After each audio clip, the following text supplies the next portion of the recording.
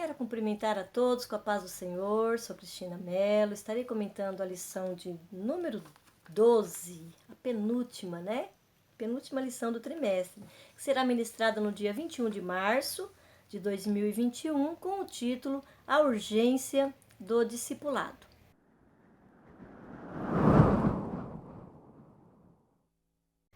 Neste primeiro trimestre de 2021, estamos estudando um tema maior, que é o verdadeiro pentecostalismo, a atualidade da doutrina bíblica sobre a atuação do Espírito Santo. Esta lição tem como comentarista o querido pastor Ezequias Soares. O nosso texto áureo diz assim: portanto, ide, ensinai todas as nações, batizando-as em nome do Pai, e do Filho, e do Espírito Santo. Mateus capítulo 28, versículo 19. Então, aqui, na primeira ordem do Senhor, é que eles fossem para levar a palavra, que está muito associada ao que nós estudamos no tema da lição anterior, e a segunda ordem, ensinai. Então, o ensino, ele tem que fazer parte da vida daqueles que chegam na casa de Deus, daqueles que aceitam a Jesus. Ler a Bíblia diariamente e ter também um ensino, que aqui vai ser tratado como discipulado. Na verdade prática diz assim: chamamos de discipulado na fé o aprendizado de um discípulo por meio de seu mestre na igreja, para ajudar a desenvolver o seu crescimento espiritual. Então, o discipulado, ele tem que acontecer na igreja. A igreja tem os seus discipuladores, que são as pessoas que vão ajudar um novo convertido. Muitas vezes pode ser até aquela pessoa que o evangelizou. Por que não? Eu fui discipulada pelas pessoas que me evangelizaram e fui encaminhada imediatamente para a escola bíblica dominical. Eu sou aluna da escola dominical desde 1996 e eu nunca parei. E isto é discipulado também. Me batizei, continuei ensinando, continuei estudando, estudo até hoje, não é? E isso tem que acontecer na vida de todo salvo. Para esta lição, tem a sugestão aqui de 6 textos na nossa leitura diária, que está aí no rodapé da sua lição, bem abaixo do tema, onde temos aí 6 textos para você meditar durante a semana e se preparar para a sua aula no dia que acontecer aí na sua igreja. A leitura bíblica em classe, ela está no Evangelho de Mateus, capítulo 28, versículos 16 a 20, e no livro de Atos, capítulo 2, versículos 42 a 47. Esses 2 textos são as bases escolhidas para que a gente ministre essa lição no dia de hoje. Quando vi esse texto, comecei a estudar, eu comento a leitura diária durante a semana e a gente acaba, como que eu vou dizer, interagindo mais com a lição, começa a lembrar de coisas que passou, e eu fiz aí uma boa retrospectiva, uma agradável retrospectiva da igreja de alguns anos atrás, onde verdadeiramente nós nos preocupávamos com os novos convertidos. Cada crente tinha um cuidado especial. Visitas, oração na casa, passar para levar o novo convertido para a igreja, para o culto de ensino, para a escola dominical. E esta pessoa, muitas vezes, ela se torna o discipulador deste novo convertido. E isso é muito importante, né? Daqui a pouco eu vou trazer aqui algumas características de um bom discipulador. E esta pessoa, ela acaba se tornando uma pessoa de confiança do novo convertido, para ensiná-lo, para tirar as dúvidas ou para simplesmente orar diante das necessidades. Porque o novo convertido, ele ainda não tem o conhecimento que nós temos e ele precisa aprender a orar, ele precisa aprender a buscar a Deus, e é nós, os discipuladores, que o ajudamos. Esse tema a urgência do discipulado e o anterior compromissados com a evangelização, deve nos envolver de tal maneira que nós nos voltemos à necessidade de salvação dos nossos amigos de perto e de longe e do cuidado com o outro. E também daquele acompanhamento que aqui nós vamos chamar de discipulado cristão. Vamos a algumas definições do termo discipulado. O discipulado é um ministério grandioso e urgente que tem o objetivo de transformar o novo convertido em discípulos de nosso Senhor Jesus. Isso é muito importante. A pessoa que está sendo discipulada, ela precisa entender que ela tem que ser parecida com o nosso Senhor Jesus. Ela precisa entender que o conhecimento que ela precisa está na palavra de Deus. Ela precisa entender que tudo o que ela aprende ou tudo o que ela vem a conhecer é por intermédio da palavra e do nosso Senhor Jesus. O discipulando, ele tem que se tornar um discípulo de Jesus. O discipulado também leva este novo convertido a testemunhar de Cristo, dar frutos e fazer novos discípulos para o Mestre. Aquele que foi bem discipulado, ele vai ser, mais à frente, talvez um excelente discipulador. Hoje, em algumas igrejas cristãs, os novos convertidos podem e devem ser encaminhados para a escola dominical. Eu creio que aí, onde você mora, também deve existir o curso de discipulando. Ele existe na igreja, é um curso anual com 4 lições, onde a cada trimestre, junto com os outros alunos, ele vai aprender as verdades da palavra de Deus, vai conhecer a Bíblia, vai conhecer os livros, e é excelente. Após esse 1 ano sendo discipulado, ele já vai ser encaminhado para as outras classes da escola dominical. Então, além de um cuidado do discipulador, ele também deve incentivar, tirar as dúvidas, orar e interceder para que o novo convertido aprenda e comece a caminhar sozinho. E há também uma pequena diferença aí entre o professor e o discipulador. O professor tem alunos, o discipulador faz seguidores. Seguidor de quem? Do nosso Senhor Jesus Cristo. Paulo, em 1 Tessalonicenses, ele fala assim: porque o nosso evangelho não foi a vós somente em palavras, mas também em poder e no Espírito Santo e em muita certeza, como bem sabeis, quais fomos entre vós por amor de vós. E vós fostes feitos nossos imitadores e do Senhor, recebendo a palavra em muita tribulação, com gozo do Espírito Santo. Então, Paulo aqui diz, ele é um apóstolo, por isso que ele traz aqui também como um seguidor dele.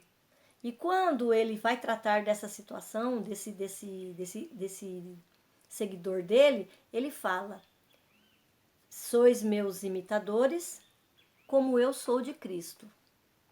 Não é?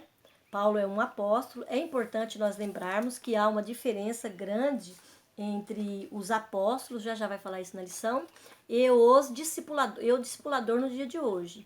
O apóstolo, ele é uma pessoa que foi escolhida pelo próprio Senhor Jesus. Paulo foi um dos que levantou vários trabalhos, várias igrejas, e ele tinha na hierarquia da igreja um cargo superior. Eles foram respeitados por ter sido os primeiros, os 12, né?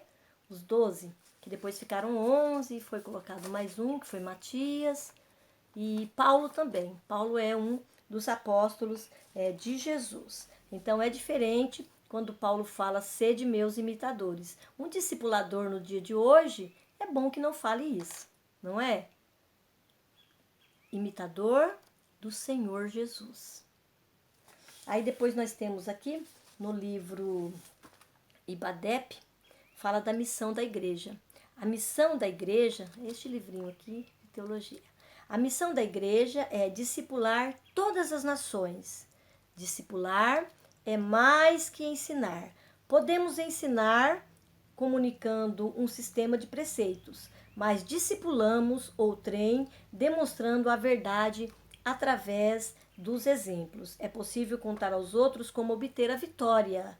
No entanto, aquele que disputa outros lhes mostra pelo exemplo de vida vitoriosa. Olha como é importante a pessoa do discipulador para o discípulo, né? Por meio da sua vida vitoriosa, o discípulo ele pode entender que ele também, chegando a Cristo, aprendendo com Cristo, ser também vitorioso. E qual é o significado de discípulo?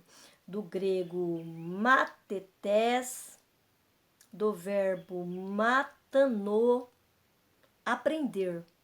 Significa também aprendiz, aluno e discípulo.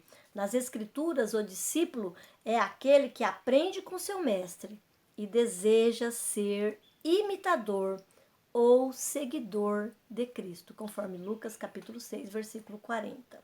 E aí nós vamos para a nossa lição, que aqui no tópico 1 fala o que é discipulado, que eu já comentei, né, que o discipulado ele é um discípulo ou aprendiz, aluno ou seguidor de Cristo, é muito importante frisar isso.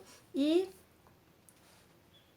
Kate Phillips, ele faz uma boa relação entre o discipulador e o discipulando. Ele diz que o discipulado cristão é um relacionamento de mestre e aluno, baseado no modelo de Cristo e de seus discípulos, no qual o mestre reproduz tão bem no aluno a plenitude de vida que tem em Cristo, que o aluno é capaz de treinar outros para ensinarem a outros. Foi isso que Cristo fez.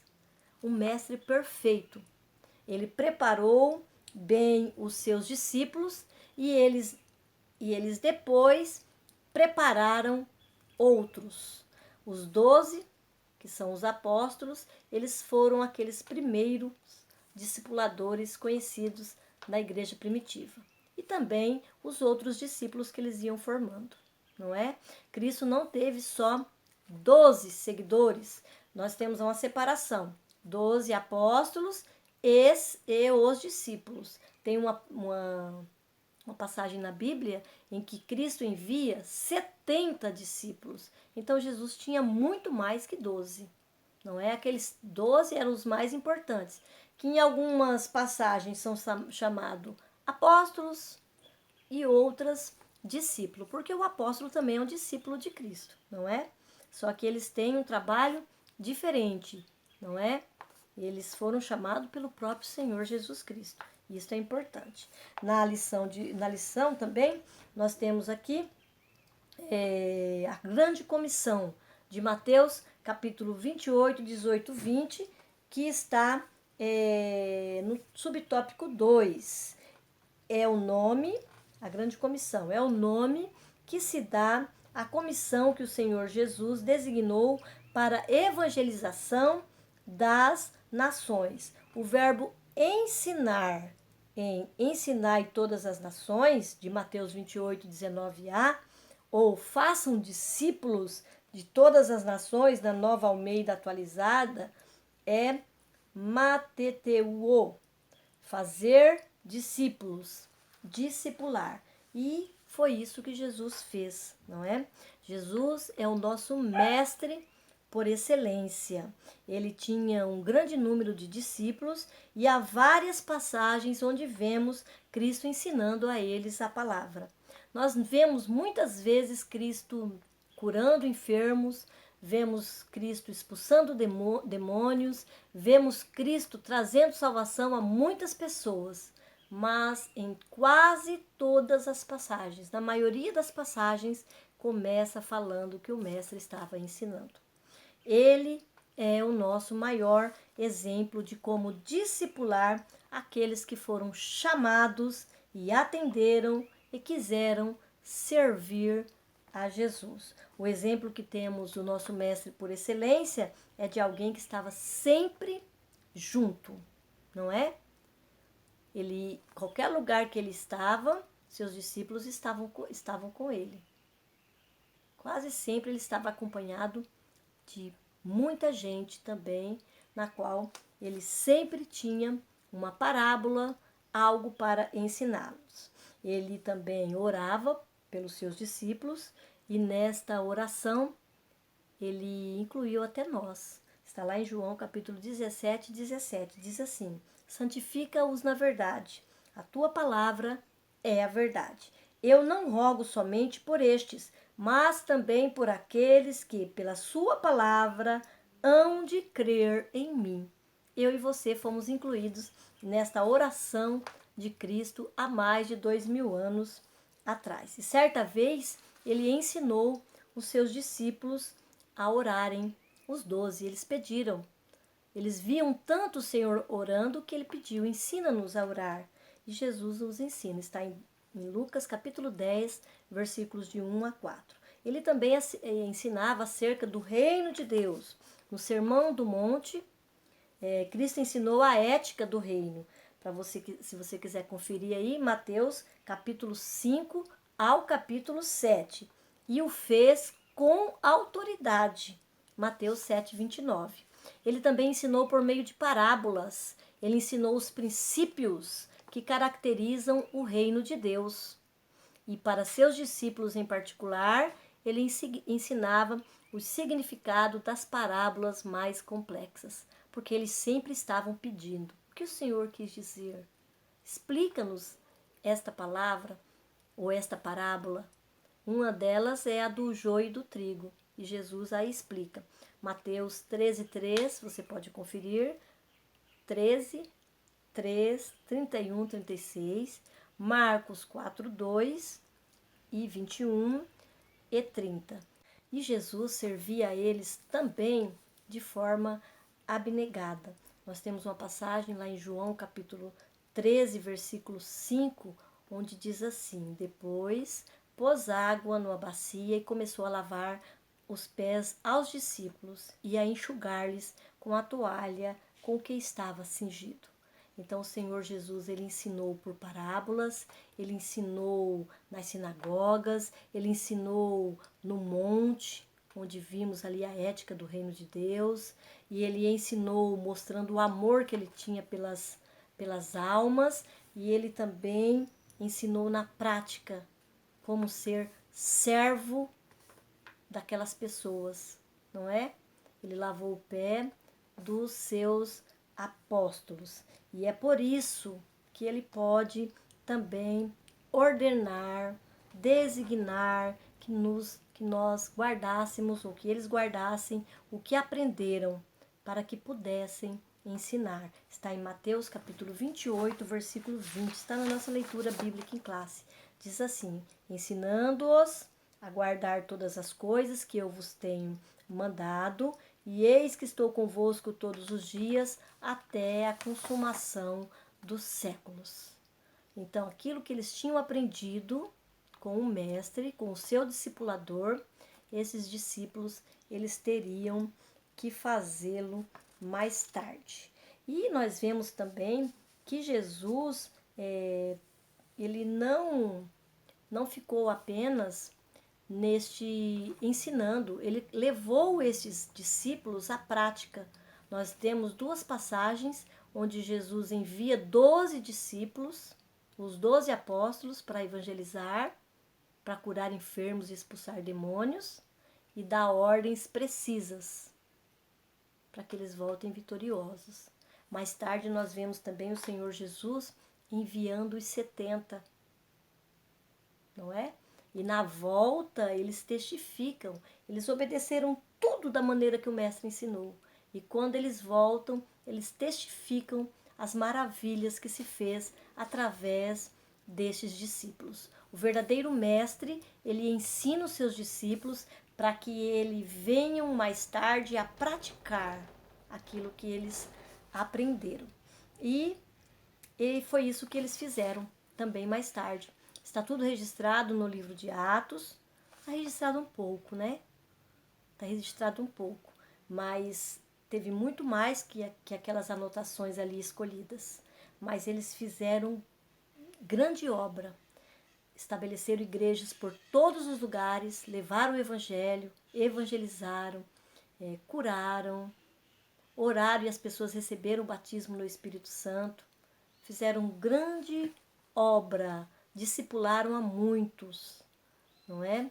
Tem várias passagens que vocês verão quando estudar aqui a leitura diária dessa semana, né? Os feitos deles como aqueles discipuladores preparados por Cristo. O terceiro subtópico tem por tema a educação cristã. Diz assim na nossa lição: a doutrina dos apóstolos, Atos 2:42, está dentro do corpo doutrinário que Jesus ensinou aos seus discípulos durante o seu ministério terreno e que depois o Espírito Santo se encarregou de orientá-los. João capítulo 14, versículo 26. Então nós vimos aqui que Jesus diz que para eles ensinar, vamos ver aqui na lição, ensinando-os a guardar todas as coisas que eu vos tenho mandado, e eu estou convosco todos os dias. Então, ele dá uma orientação aqui para eles ensinar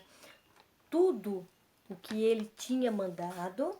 E aqui no versículo 14, 26, ele informa que o Consolador viria e os ensinaria. Olha ali, está em João capítulo 14, versículo 26. Mas aquele Consolador, o Espírito Santo, que o Pai enviará em meu nome, vos ensinará todas as coisas e vos fará lembrar de tudo quanto vos tenho dito. Então, o Espírito Santo, ele também tem um papel importante no ensino. Ele nos faz lembrar aquilo que o Senhor ensinou, não é? A gente costuma dizer assim: o Espírito Santo vai ensinar ou vai te fazer lembrar aquilo que você já viu nas Escrituras. O Espírito Santo, ele não vai te trazer à luz algo que você nunca viu. Ele vai te ensinar, lembrar, te fará lembrar aquilo que você já estudou nas Escrituras. Isso acontece, não é? Nos momentos que nós estamos ensinando. E aqui depois, no finalzinho desse parágrafo, desse subtópico, o autor vai falar um pouquinho dos cursos teológicos, não é?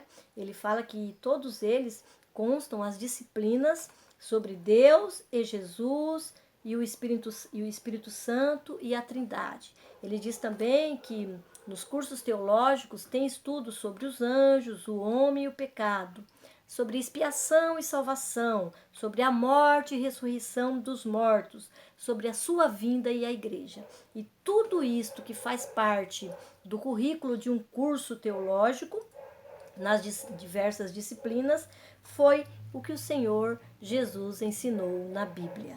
Todos os cursos, eles são preparados de acordo com o que está na Bíblia, não é? Jesus falou e ensinou sobre tudo isso e muito mais, como a teologia prática, a ética, aquilo que o cristão deve praticar no seu dia a dia. O ensino neste contexto pode se referir também aos cursos de teologia. Então, quando nós falamos de discipulado, de formação para o novo convertido, nós temos que lembrar do papel do discipulador, que é aquele que ensina o novo convertido, e também dos trabalhos que a igreja oferece para o novo convertido, né? Um deles é o curso de discipulando da Escola Bíblica Dominical. Ele é formado, eu já falei dele, né? Em 4 lições, 4 temas, aliás, com 13 lições. Acompanhe a Escola Dominical. E são, durante o ano, 4 revistas. Então, o novo convertido, ele tem aí um lugar próprio também para ser discipulado, se você o encaminhar, e eu também. Então, podemos concluir, aqui no final do primeiro tópico, que o Senhor Jesus, ele trouxe o modelo de um discipulado com excelência. Ele ensinou os seus apóstolos, eles ensinaram os novos cristãos e os cristãos continuam discipulando e formando novos discípulos até o dia de hoje. E quais seriam os pré-requisitos de um bom discipulador. Primeiro, crescer na graça e no conhecimento de Deus, 2 Pedro 3,18, 2 Timóteo 3,17. Tornar-se um leitor assíduo da Bíblia, pois não há como ensinar aquilo que não conhece. O terceiro, orar diariamente, Mateus 11:28, 1 Pedro 5:7. Aprender a depender do Espírito Santo, João capítulo 14, versículos 16, 17 e 25. O outro, frequentar uma igreja regularmente e ser também matriculado na escola bíblica dominical. O sexto, estar a serviço dos outros, Efésios 2:20. O sétimo, aprender a livrar-se das dúvidas. O discipulador, ele precisa estar convicto que recebeu a Jesus Cristo e que agora ele é um filho de Deus, 1 João 1:9. O oitavo, aprender a lidar com o sofrimento e as dificuldades. O nono, aprender a lidar com a tentação. A palavra de Deus nos ensina: vigiai e orai, para que não entreis em tentação.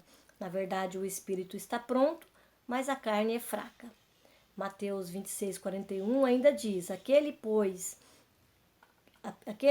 que cuide estar em pé, veja que não caia. 1 Coríntios 10:12. E falar aos outros sobre Jesus Cristo. 1 Pedro 3:15. Estes são os pré-requisitos que eu retirei aqui desse livro de teologia. E eu vou colocar aí na descrição do vídeo, se você quiser ler todos, né? Todos os versos. E depois nós vamos para o tópico de número 2, que na nossa lição diz assim: o tripé do discipulado, palavra, comunhão e serviço. Essa trilogia, palavra, comunhão e serviço, era a marca da igreja de Jerusalém logo após o Pentecoste. Isso influenciou a maioria das igrejas de todos os lugares e em todas as épocas e continua valendo atualmente. E aqui, no nosso primeiro subtópico, ele traz aqui um destaque: a palavra de Deus, a Bíblia, né? Ela é a nossa autoridade máxima. A Bíblia é a palavra de Deus, é a nossa regra, o nosso manual de fé e prática. 2 Pedro 3:1 diz assim: Amados, escrevo-vos agora esta segunda carta em ambas as quais desperto com exortação o vosso ânimo sincero, para que vos lembreis das palavras que primeiramente foram ditas pelos santos profetas e do mandamento do Senhor e Salvador, mediante os vossos apóstolos. Então aqui Pedro, na sua carta, ele traz a lembrança para que eles busquem na palavra, naquilo que já foi dito pelos apóstolos, pelos profetas, tudo que está registrado nas Escrituras. Os primeiros discípulos, eles perseveravam na doutrina dos apóstolos, conforme diz Atos, capítulo 2, versículo 42. Isso quer dizer que eles continuavam o aprendizado sob o comando dos apóstolos. Nós sabemos que a experiência dos apóstolos, elas vieram diretamente de Jesus. E também sabemos que depois dos Pentecostes, da descida do Espírito Santo, eles receberam orientação direta do Espírito Santo. Ora, nós não temos recebido o Espírito do mundo, e sim o Espírito que vem de Deus, para que conheçamos o que por Deus nos foi dado gratuitamente. Disso também falamos, não em palavras ensinadas pela sabedoria humana, mas ensinadas pelo Espírito, conferindo coisas espirituais com as espirituais. 1 Coríntios 2, 12 e 13. Então, dentro desse tripé, ou dessa trilogia para o discipulado, um dos mais importantes é a palavra de Deus. Na atualidade, nós não temos apóstolos, em pessoa conosco. No entanto, eles ainda nos ensinam a palavra de Deus através da Bíblia. A comunhão. Quando vamos estudar, vamos entender o verdadeiro discipulado, é importante entender o significado de comunhão e ensinar isso para quem está sendo discipulado. Ter tudo em comum, olha o que significa comunhão. Ter tudo em comum e partilhar da mesma crença e comunhão.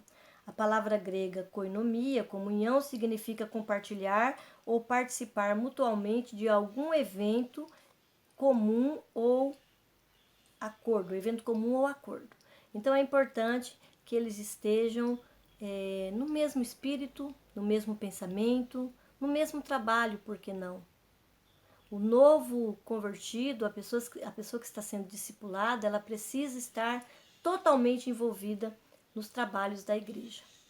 Além dela ser incentivada a manter uma comunhão com Deus, ela precisa também ter uma comunhão com os irmãos, que é o que diz aqui na nossa lição. A comunhão no cristianismo envolve tanto o relacionamento entre os irmãos, como também com o Pai, Deus, né? Com o Filho e com o Espírito Santo. É importante tudo. Então, o novo convertido ele precisa ser encaminhado para o culto de ensino, para a escola dominical, para o culto da família, para os outros trabalhos que tem na igreja, a reunião das irmãs, a reunião dos jovens, dos adolescentes. Eles precisam estar envolvidos em tudo enquanto estão sendo discipulados. Veja aí, é o tripé ou a trilogia do discipulado.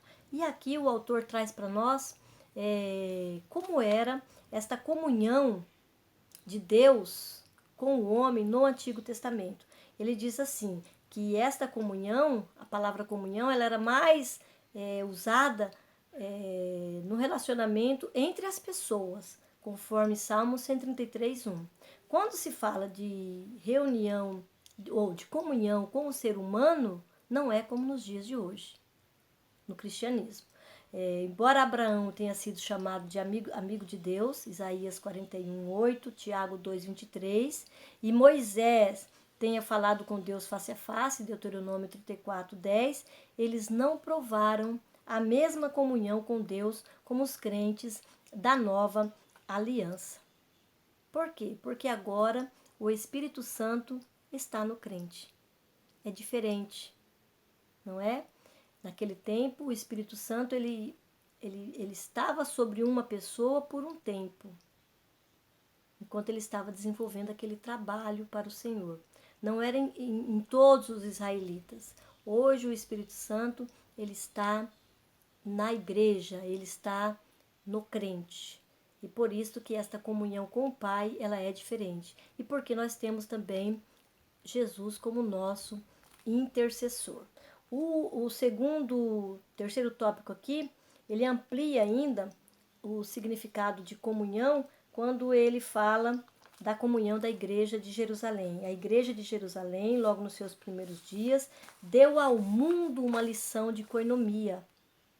O que o texto sagrado diz é que não se trata apenas de compartilhar algo, mas também de unidade, conforme Atos capítulo 4, versículo 32. O coração diz respeito ao centro da vida, a mesma inclinação. A alma é a sede das emoções, fala dos mesmos afetos e sentimentos, conforme Filipenses capítulo 2, versículos 3 e 1. Eu não coloquei aqui, senão eu ia ler.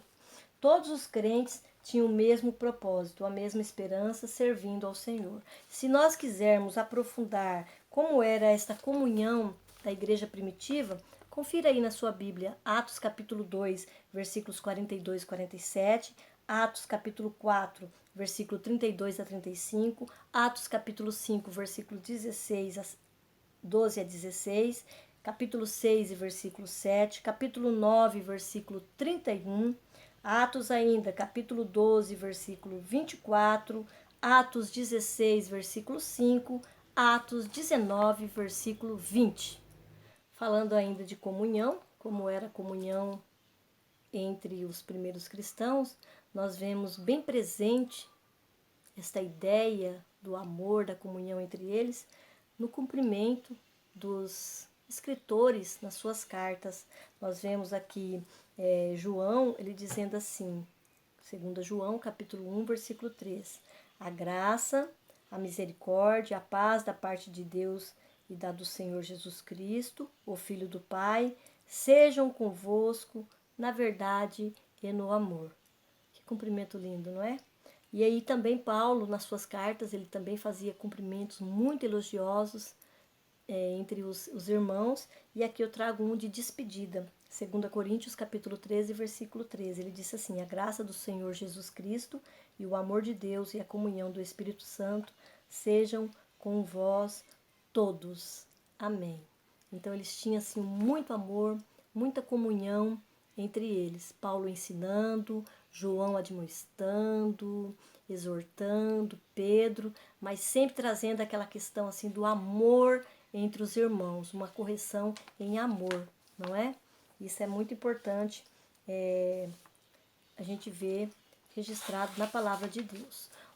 O outro tópico, que é o quarto subtópico, vai falar do serviço, que nessa trilogia nós vimos a importância para o discipulado da palavra, a comunhão e agora o serviço. E o que é que nós temos para falar de serviço? O serviço é um trabalho realizado por alguém, todos nós sabemos. Na Bíblia é um termo com significações mais amplas, de acordo com o contexto. No Antigo Testamento ele é associado ao trabalho de sacerdotes no templo e às pessoas tementes a Deus, como Josué capítulo 24, versículo 15. Porém, se vos parece mal aos vossos olhos servir ao Senhor, escolhei hoje a quem servais. Se os deuses a quem serviram vossos pais, que estão além do rio, ou aos deuses dos amorreus, em cuja terra habitais. Porém, eu e a minha casa serviremos ao Senhor. Então, esse termo serviço aqui é usado aqui na escolha de servir a Deus, como um serviço também. Isso é importante na vida de quem está sendo discipulado, não é? Porque o que Deus espera de cada um de nós é que nós servimos ao Senhor e ao nosso próximo, às outras pessoas. E o terceiro tópico vai tratar o discipulado e o crescimento sadio da igreja. Isso é importante, o crescimento sadio, porque a pessoa que aprende com um discipulador ou nas escolas dominicais, ele vai aprender o quê? Ele vai aprender o que está registrado na palavra de Deus. Ele não vai aprender o que as pessoas pensam de Deus, é o que está registrado nas escrituras. É um cuidado que o discipulador tem que estar bem atento. Ele diz assim, lá na nossa lição: a igreja precisa do processo do discipulado para cumprir o propósito da grande comissão. Não se trata de opção, é ordem de Jesus para a edificação e o crescimento espiritual de cada cristão. Quando nós falamos de crescimento espiritual, é muito importante nós entendermos o porquê que as pessoas precisam ser discipuladas. Primeiro, porque são novas criaturas, conforme que 2 Coríntios capítulo 5, 17, diz assim: assim que se alguém está em Cristo, nova criatura é, e as coisas velhas passaram, eis que tudo se fez novo.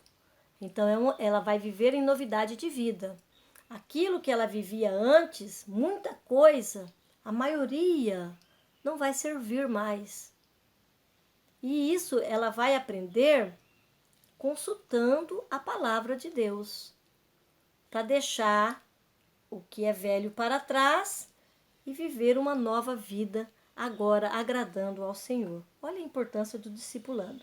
Porque agora também eles vivem, os novos convertidos, a pessoa que está sendo discipulada, uma nova realidade ou experiência. Romanos capítulo 6, versículo 4. De sorte que fomos sepultados com ele pelo batismo na morte, para que, como Cristo ressuscitou dos mortos pela glória do Pai, assim andemos nós também em novidade de vida. Então, aquele velho homem, ele ficou para trás. Aquele que nasce de novo, ele vai viver uma nova experiência, viver em novidade de vida. E isso ela vai aprender aonde? Na palavra de Deus. Qual é a principal novidade para eles? Que agora eles têm um Deus que cuida deles, o que cuida de mim e de você. Está registrado nas Escrituras. E o discipulado, o discipulando, não é? Vai aprender isto, que ele é totalmente dependente do Senhor para a salvação, para a vida, em todo o tempo.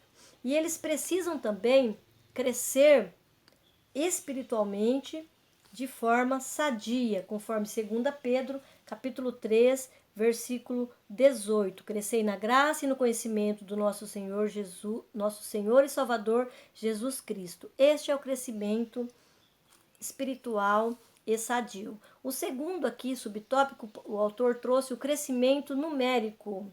O processo do discipulado proporciona à igreja, além do crescimento espiritual, o crescimento numérico. E do que se trata isto? Se trata principalmente do aumento das pessoas que vão chegando, né, que aceitaram a Jesus. A igreja cristã, ela cresce todo dia, não é? E esse crescimento ele se dá por meio do evangelismo e do discipulando. Muitas pessoas param, mas, graças a Deus, a maioria continua aí, não é? E nós vemos essa preocupação com o crescimento em várias passagens da palavra de Deus, onde há esse registro. Eu não anotei aqui, mas eu vou ler. Atos capítulo 9, versículo 31, diz assim: Assim, pois, as igrejas em toda a Judéia, a Galiléia e Samaria tinham paz e eram edificadas e se multiplicavam, andando no temor do Senhor e na consolação do Espírito Santo. Aí apresentando o crescimento da igreja. Quando vemos os relatos ali de Paulo chegando nos lugares, a gente via que ele chegava, ele evangelizava, ele orava, as pessoas recebiam o batismo com o Espírito Santo e ele também ensinava, não é? Ele não ia só colocar uma igreja ali, formar uma igreja, ele ia também prepará-las, discipulá-las para que elas continuassem. Então ele discipulava, ensinava na igreja de Éfeso, na igreja de Antioquia, formava e treinava obreiros para a seara do Senhor. Ele ficou em Éfeso 3 anos, conforme Atos capítulo 2, versículos 22 e 23, 19 e 1, 20 e 31. Aqui está falando especialmente da igreja de Éfeso, né? Um crescimento muito grande. Ali o termo escola, como nós vimos na leitura diária de hoje, a escola de Tirano, né, que vai falar ali em Éfeso, ela trouxe 2 anos consecutivos de ensino. Vejam tanto de pessoas que Paulo discipulou ali. E o termo escola, ele traz esse significado de um lugar onde há aprendizagem. E no terceiro subtópico, o exemplo da igreja de Antioquia da Síria. O público da igreja de Antioquia era gentia, identificado como gregos. Atos capítulo 20, 21. Segundo historiadores, foi em Antioquia da Síria que fundaram a primeira igreja gentílica. Paulo e Barnabé criaram um trabalho sistemático de ensino ali, talvez semelhante ao discipulado cristão que nós vemos hoje na escola bíblica dominical. E foi na igreja de Antioquia, após intenso trabalho, jejuando e orando, que o Espírito Santo separou Paulo e Barnabé para o primeiro e grande trabalho missionário da igreja. Eles foram enviados a lugares onde não se conhecia Cristo, Atos 13, 1, 3. E foi a partir ali da igreja de Antioquia. Ela se tornou quase uma sede de igreja missionária. Eles iam e voltavam. Quando voltavam, iam para outro lugar. Então era uma igreja, é considerado por muitos como igreja missionária. E foi neste lugar, após o relato de um ano de ensino, que os cristãos ou os crentes foram pela primeira vez chamados de cristãos, segundo a palavra de Deus. Ao se deparar com este grupo de pessoas ali, diz aqui na nossa lição, ele concluiu que ninguém seria, aqui é a chamada, quando Barnabé chama Saulo para ensinar eles. E ele manda trazer. Quem chega primeiro na cidade, em Antioquia, é Barnabé. E ele vê uma grande fé naquele povo. E aí ele manda chamar Saulo. E ele vem para discipular a igreja. E ela se tornou, como disse aqui, um lugar onde eles sempre voltavam, né, para a partir daí ir para outros lugares evangelizar. Ela é conhecida como uma igreja missionária. Amém?